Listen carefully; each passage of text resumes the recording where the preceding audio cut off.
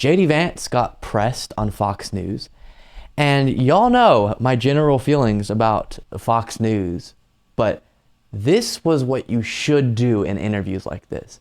They pressed the living stink out of JD Vance, because if they ask a question, in this setting it was about abortion regulations, specifically exceptions, right? So what exceptions are you for? And JD Vance, of course, the Republican nominee for Senate in Ohio, very close race going on there against Tim Ryan, he was very bizarrely avoiding giving specifics. And so what they were wanting to hear is either no exceptions, or the life of the mother, or life of mother, incest, rape. But he wouldn't specify even rape. He just kept saying, listen, I want to protect as many lives as possible. Cool, that's not a policy position. That's a wish and a prayer, you know what I mean? So take a look at this, and again, good job on the part of these hosts at continually making him answer this question, to the point where it became so clear that he was doing the typical politician thing of avoiding the question. In 2020 as well, that the polls in advance of the election day weren't exactly accurate, but let me stick with it for just a moment, because women voters are going to be an important aspect of this election. And when you take a look at the new Siena and Marist polls, it would seem as though Tim Ryan has got quite a big advantage in terms of women voters.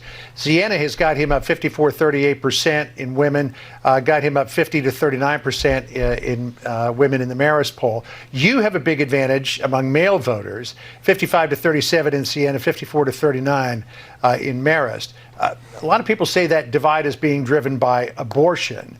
And we do know that you are in support of Lindsey Graham's 15-week ban on abortion. But where do you come down on the issue of exceptions to that, if, you know, in the case of rape, incest, or other particular... I will say, and then we'll let him answer, it's interesting the point they're raising, because it's one we've talked about a lot, and it's absolutely playing a huge role in this midterm election, and that is that the level, the magnitude that women turn out in this election is going to very much decide who ends up holding the power within the House, Senate, or both. And so we'll see, but it's such a stressful moment, because we're getting all these different mixed messages and all these different predictions, and the polls now look a lot worse for Democrats than they did before, but there's also a lot of voter turnout early, which is usually good for the Democrats, and it's just kind of want the election to just happen so I can stop stressing out. But continue with this clip. Exceptions. Yeah, John, so I'm very pro-life and not ashamed of it. Of course, you have to have some reasonable exceptions here, but I just want to save as many lives as possible. I think that's the goal of a pro-life. Again, we'll let this continue, but what a slippery answer.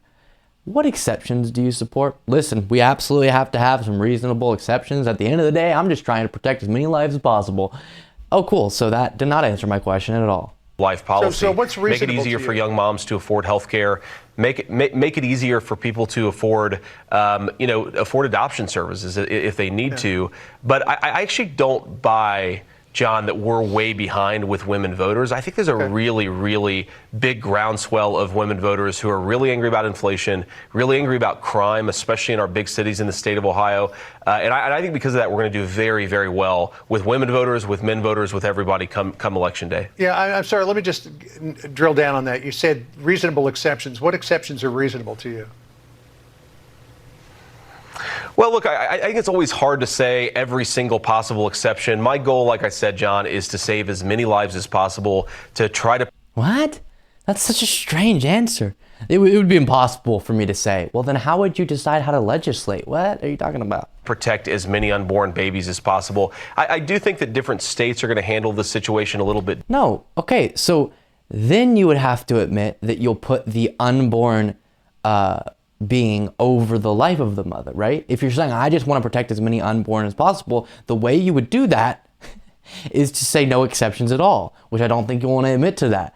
But that's probably his stance, is why he's slipping around this so much. differently. That's why I kind of like Lindsey Graham's approach, because it sets a minimum national standard while giving the states a big amount of room to negotiate and figure out their individual abortion policies. I think that's the right approach, especially now when we're still trying to figure out what the world looks like in this post-Roe versus Wade world. I can tell you what the world looks like. Some people want to reestablish the right that was there before Roe v. Wade was overturned, and some people are celebrating their ability to take those rights away. Not that hard to understand. We don't need to wait and see what happens. I think we need to act now, but of course, maybe I don't want him to act now, because that would probably end poorly for America. But look, I'm pro-life, and I'm not ashamed of it. And I think there are a lot of voters, male and female, who just feel like I do, that they want us to be a pro-family, a pro-child, a pro-baby state. And I think that's where we're headed. I'm going to move on, but one last chance for voters to hear what those exceptions might be.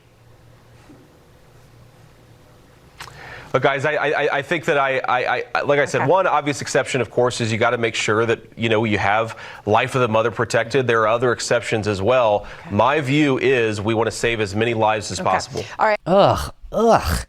What a dishonest response. Holy smokes.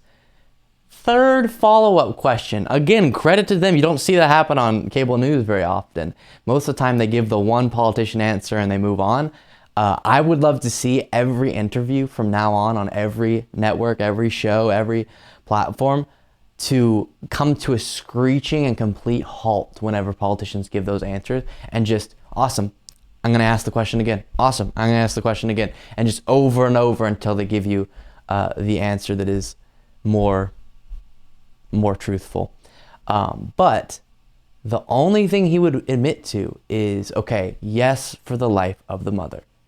So not rape, not incest, and it shows you where he stands on these issues. Likely he doesn't even probably love the idea, because he didn't suggest it very early on, of the life of the mother. And that's what we're seeing. People pretend, oh, of course we're going to make exceptions for the life of the mother. But then that's not the case. A lot of these terrible laws we're seeing get passed in states are actually threatening the lives of mothers significantly, and are not structured in a way that takes that into concern. It just shows you the mayhem that erupts whenever you take away the ability from the person who's producing the being to decide if they want to continue producing that being.